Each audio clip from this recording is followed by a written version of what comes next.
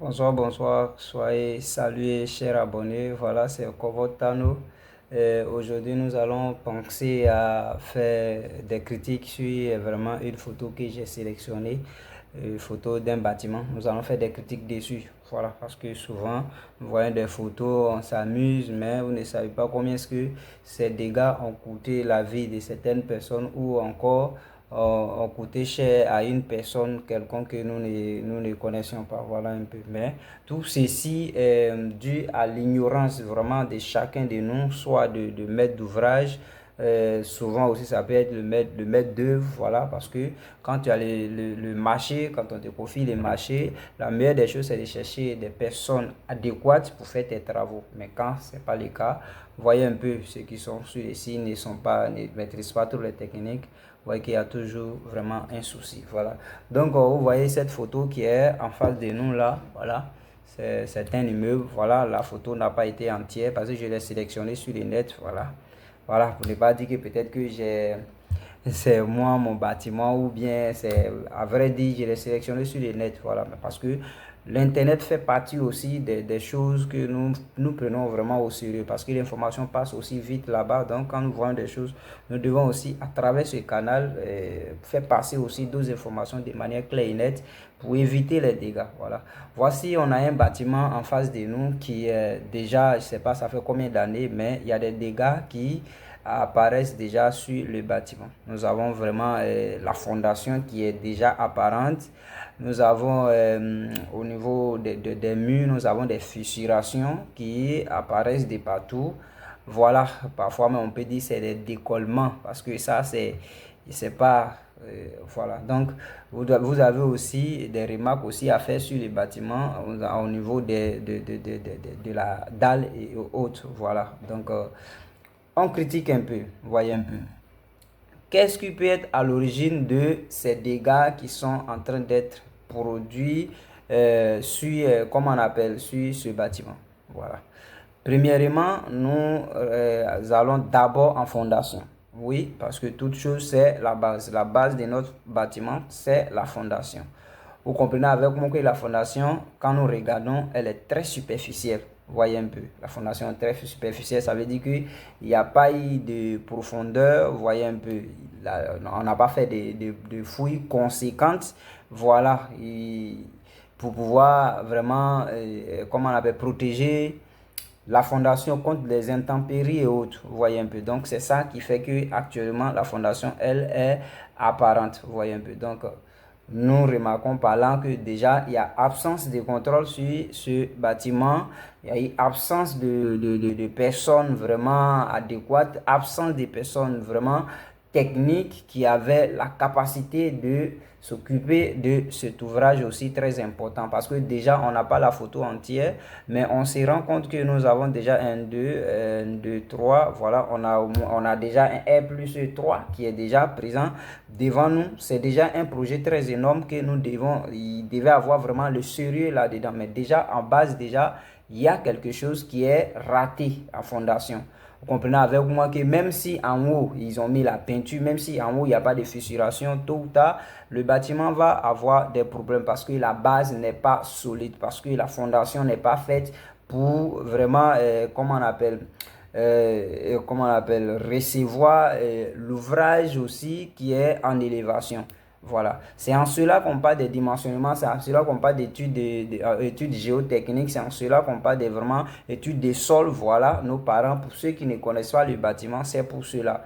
On voyait un peu parce que quand nous avons des études des sols, nous savons à quel type de sol nous avons à faire et nous savons à quelle profondeur il faut aller pour trouver le bon sol. Vous comprenez un peu. Ici même, côté fondation, nous pouvons tirer une petite conclusion pour dire qu'il y a de la forte chance parce que déjà avec, une fondation aussi superficielle avec le bagage DA qui est déjà lancé là, nous pensons que vraiment Normalement, ça devait vraiment même tomber un coup. Je ne sais pas si le bâtiment est déjà tombé ou pas, mais ça devait tomber un coup, si on peut le dire. Voilà, c'est un truc comme ça. C'est les vraies conséquences qui sont là. Voyez un peu. Ok, donc quand on monte un peu encore, on voit déjà les fissurations sur, qu'on appelle les murs. Vous voyez un peu, les fissurations parfois sont dues à, comment on appelle, à la fondation aussi, tel que je viens de le dire. C'est parce que la fondation, elle est superficielle, vous voyez un peu. Donc, tout mouvement des sols agit directement. Parce que si vous comprenez un peu, les mouvements superficiels du sol, comment on appelle, c'est-à-dire que oui, ça apparaît un peu plus vite par rapport à quand ça est, comment on appelle, en profondeur. Ce que je vais vous faire comprendre, c'est quoi? C'est que quand vous passez sur des sols de manière supérieure, vous pouvez voir qu'il y a des fissurations, c'est-à-dire la terre se fend dans un moment, dans un coin. Mais quand vous avancez, si vous creusez, vous avancez, vous allez comprendre avec moi que peut-être dans le sol en bas, là, qu'on appelle, là où c'est fendu, là, ça ne se prolonge pas jusqu'en profondeur, vous comprenez un peu. Donc, si pendant la fouille, vous n'avez pas creusé jusqu'à faire sortir ces parties qui sont des bébés gâtés du sol, à pouvoir s'élever un bon matin, se fendre, se refermer et autres, que vous déposez votre bâtiment dessous, ce mouvement de s'ouvrir et fermer à tout moment va créer vraiment des fissurations dans votre bâtiment. Et c'est ce que nous constatons sur ces murs. Vous voyez un peu, c'est tout ce que nous constatons sur ces murs. Voilà, quand nous jetons aussi un regard encore sur, comment on appelle, au niveau des dalles, déjà, on n'est pas dedans, mais de manière comment on appelle, visuelle. Vous comprenez avec moi que le percé même des dalles le percé des dalles n'est pas conséquent. Vous voyez un peu. Remarquez vous-même, si on voit, c'est vrai qu'on est sur une photo, mais si vous remarquez bien, le percé de la dalle même, si c'est trop, peut-être c'est 10 centimètres. Vous voyez un danger aussi, qu'on appelle exposé. Vous comprenez avec moi que c'est des choses vraiment que normalement on ne doit pas faire parce qu'il y a des techniques, voilà. Quand nous voyons, c'est ce que j'ai dit, nous prenons toujours l'exemple sur les Occidentaux et autres, voilà, les Américains et autres, parce que là-bas ils prennent au sérieux leur travail. Quand quelqu'un veut faire quelque chose, tu vois le monsieur, il a 2 chambres-salon, mais 2 chambres-salon, une maison vraiment bien bâtie qui va vraiment durer encore dans le temps. Parce que toutes les techniques de construction ont été appliquées dans les règles de l'art avec des contrôles et des suivis qui vont avec. Mais ici, nous avons des personnes formées comme nous autres. Voilà, il y a plusieurs personnes en Côte d'Ivoire et partout dans l'Afrique. Mais à contacter quelqu'un pour faire un travail comme il se doit, comment on appelle, pour soi, c'est devenu un souci parce qu'on s'est dit que pourquoi lui, il va me prendre cet argent, pourquoi lui, il va me prendre cet argent. Et vous comprenez avec moi que tous ces consommateurs sont en train de faire là, c'est dû au fait que le propriétaire, le maître d'ouvrage, ou soit, comment on appelle, le maître d'œuvre, parce que souvent, ça peut ne pas être aussi le problème du maître d'ouvrage. Voilà, il peut confier à un maître d'œuvre. Maintenant, si le maître d'œuvre, à son tour, s'il n'est pas technique, s'il ne maîtrise pas le domaine, c'est en cela aussi, j'en viens, voilà, au niveau des entrepreneurs qui parfois ne connaissent pas le travail, mais ils sont dedans. Voilà, je ne vais pas dire le nom de la ville ni citer la personne, mais j'ai connu un monsieur qui a vraiment de l'argent parce que il s'est vraiment enrichi dans, comment on l'appelle, dans l'entrepreneuriat au niveau du BTP, voilà, en Côte d'Ivoire ici. Le monsieur lui-même, je l'ai trouvé sur un chantier, un monsieur très respecté. Je l'ai trouvé sur un chantier en train de faire couler qu'on appelle, un escalier à ses ouvriers. Lui-même, il était dans la pâte. Je l'ai vu et j'ai vu déjà, si vous voyez l'escalier qu'ils étaient en train de couler, c'est dans un immeuble, l'escalier qu'ils étaient en train de couler. Si vous voyez le percé de l'escalier qu'ils sont en train de couler, vous voyez un peu. Paillasse même de l'escalier, même déjà, ça va dans 25 centimètres qu'on appelle de béton. Comment on appelle les marches aussi, vous voyez, balèze, vous comprenez un peu. Parce que pour lui, mais les aciers, quand tu vois, ça fait pleurer. Parce que pour lui, il faut gonfler le béton parce qu'il n'a pas la notion des calculs. Donc, il s'est jeté dedans. Donc, il faut faire gros ou bien bomber les trucs pour que... Alors que c'est des calculs qui déterminent toutes ces choses. Vous voyez un peu. On fait calcul pour dimensionner l'escalier. Si tu n'as pas ces calculs, tu ne peux pas avoir un bon résultat. Donc, vous comprenez avec moi. Donc, toutes ces fissurations, vous voyez, c'est dû à ces manques de présence de ces personnes techniques aussi sur les chantiers. Vous comprenez avec moi. Et quand nous analysons même encore plus profond, si vous remarquez, nous n'avons pas de poteau qui apparaît dans le bâtiment. Vous voyez un peu, c'est dommage. Parce qu'il y a eu, c'est-à-dire on a voulu tellement faire de l'économie que on a superposé les agglos sur le sol sans même faire de fouilles, parce que c'est ce qu'on remarque ici. Et en plus de cela, vous voyez encore, quand on descend encore en fondation, remarquez vous-même, le béton même qu'ils ont coulé en bas, ça ne vaut rien, absolument rien. Vous comprenez avec moi? Et là, ils ont superposé les choses, ne voyons même pas de traces de raidisseurs, voilà, parce que le béton, c'est la bête noire dans ce bâtiment, parce que ça va consommer plus d'argent, parce que l'acier va venir créer beaucoup de dépenses au niveau de leur construction. Et la fin, je ne sais pas, puisque la photo reçue, ce n'est pas le bâtiment complet, on ne sait pas s'ils ont mis la toiture ou pas, mais vous voyez, c'est presque, qu'on appelle, c'est déjà gâté, c'est presque tombé, mais ce que vous voyez là, je peux faire une estimation simple, je ne connais pas la superficie du bâtiment, qu'on appelle de l'emprise du bâtiment, mais je sais que ce qui est garé là, c'est pas moins, en tout cas, de manière vraiment pour être un peu plus bas, pour ne pas trop exagérer, c'est pas moins de, qu'on appelle, c'est pas moins de 20 millions qui est déjà gâté.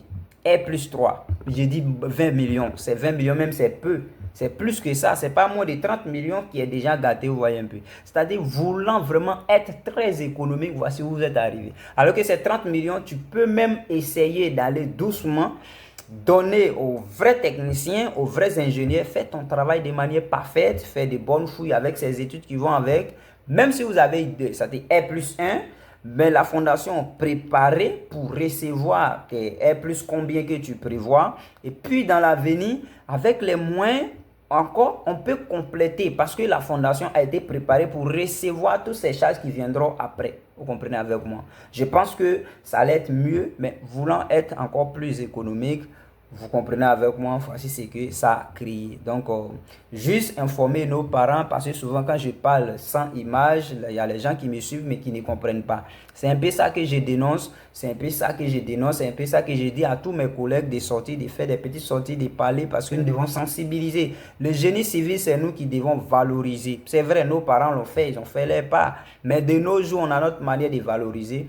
L'internet est là, les vidéos sont là, les réseaux sociaux sont là. À travers cela, nous pouvons vraiment valoriser notre domaine et devenir un domaine qui va vraiment permettre à nos enfants ou à nos cadets, à nos petits frères, ceux qui viendront après, vraiment de jouir de ça. Parce qu'il faut l'aimer. Quand tu l'aimes, il ne faudrait pas qu'on joue avec. Oui, j'ai mon cousin maçon qui va venir régler tout ça pour moi. Voici le cousin maçon, il regarde l'immeuble, il ne sait pas où est-ce qu'il faut poser, comment on appelle, un poteau, il ne sait pas où est-ce qu'il faut poser un raidisseur, donc il monte pour avancer. Parce que, à vrai dire, tonton, je sais faire. Oui, grand frère, je sais faire. Il ne maîtrise pas, il ne sait pas. Lui, c'est pour déposer les agglos et puis partir. Mais tu finis de déposer, c'est comme, comment on appelle, un varan qui est en train de faire des buts, voilà, comment on appelle, la queue. Au fur et à mesure que tu avances, c'est comme si la queue est en train de déranger tout ce que tu es en train de faire comme but. Et c'est le résultat qui est là. Le maçon, vraiment, il a pris tout son temps, c'est, comment on appelle, comment on appelle, c'est truelle et autres, bien dresser le mur. La suite, c'est ça, c'est déjà gâté. Donc, vous voyez avec moi que c'est des choses qui ne doivent pas se passer. Donc, mon conseil, c'est de dire vraiment comment on appelle, à ceux qui sont dans le domaine, qui investissent vraiment dans le domaine du bâtiment, de vraiment prendre vraiment le sérieux, le métier du bâtiment. Prendre des gens vraiment qui peuvent vraiment faire les travaux pour que cela perdure dans le temps. Parce que je le dis toujours, un projet, un architecte qui vit déjà à l'ombre sous le soleil, ça c'est mon slogan, voilà. C'est-à-dire quelqu'un qui, tu lui montres ton terrain vierge déjà, il commence à créer des chambres, étant donné même qu'il y a encore du soleil sur ton terrain, il arrive à créer des chambres, des passages, les passages et autres pour que tu puisses aller te laver et puis sortir. Vous comprenez avec moi que c'est quelque chose, c'est la passion, sinon personne ne peut vraiment oser faire ça. Donc, quand les maçons viennent sur le terrain avec nos apports, les ouvriers qui viennent avec nos apports, n'ayez pas confiance en ces gens. Je vous dis, n'ayez pas confiance en ces gens. Je sais faire, je dis ça à quelqu'un, qu'on appelle chef d'entreprise. C'est pas toutes les personnes qui prononcent le mot oui ne font pas les gestes qui vont dans le sens de oui. Voilà. Oui, je sais le faire. Mais attends voir, comme vous avez l'habitude de le dire, c'est au pied du mur qu'on voit les vrais maçons. Vous comprenez un peu. Voilà, donc c'est un peu ça que je voulais vraiment dénoncer. Nous allons faire ça de temps en temps à travers les images et autres pour que vous puissiez comprendre le danger. Parce que ça, si ça tombe, à savoir même c'est la partie même qui n'a pas encore fait des dégâts qu'ils ont montrés. Donc, comprenez avec moi que c'est un danger. Et je vois même déjà des personnes qui sont arrêtées. Je pense très bien qu'ils sont déjà en gilet. Je vois bien voir, c'est maintenant qu'ils ont vu les techniciens. Maintenant, parce que c'est ça, on voit maintenant votre importance pour intervenir. Mais ce qui est là, là, il n'y a même pas génie qui peut intervenir là, là. Je pense bien que c'est démoli et puis tout reprendre. Il n'y a rien à faire. Donc, c'est de l'argent gaspillé gratuitement. Je vous remercie. Prenons conscience ensemble. Contactons des gens. Je fais des vidéos. Je mets des numéros. Vous appelez dessus. Même si pas moi, je peux vous mettre en contact avec d'autres personnes. Nous travaillons toujours aussi avec des gens qui sont vraiment dans des groupes, voilà, d'ingénieurs, groupes de techniciens. Et nous fonctionnons comme ça pour la réussite parfaite des projets. Voilà, pour que vraiment la confiance que vous mettez en nous confiant, nous aussi, nous pouvons vraiment vous assurer que vous pouvez dormir vraiment en paix. Merci et soyez vraiment bénis pour toujours. Gagnons de l'argent et construction dans les règles de l'art. Merci.